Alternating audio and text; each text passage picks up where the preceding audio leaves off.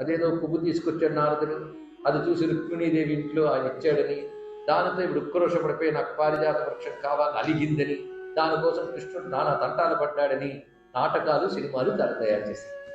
అలా మనకి కృష్ణ తులాభారం, గయోపాఖ్యానం, రామాంజనేయ యుద్ధం అంటే తెలుగులో మంచి నాటకాలు వచ్చాయండి.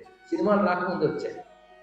అయితే అప్పటి కాలంలో చూసిన పెద్దలందరికీ కూడా ఇది రామాయణంలో లేదు, ఇది భారతం లేదు లేదు అని తెలిసి ఆ పాత్ర ఔచిత్యాలు, అందము, కవిత్వము, సాహిత్యము, భావుకత చూసి ఆనందించారే తప్ప అవి నిజం అనుకోలేదు.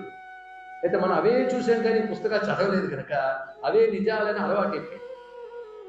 పుట్టిన దగ్గర నుంచి అలవాటైన దాన్ని నేను ఇవాళ ఒక ఉపన్యాసం తీసేయగలని అనుకోలేదు. ఎందుకంటే అజ్ఞానం తేలిగ్గా పోతుంది. అవునా లేదా? ఎందుకంటే అవైతే నాటకాలంతా కళ్ళు తెరిచి చూస్తాం, ఇవైతే కళ్ళు మూసుకునే పెట్టాం. అది ఏమైనా మనసుకు పడతాయో పాడా. దయచేసి విన్నాకైనా అవన్నీ కల్పితాలే తెలుసుకోండి.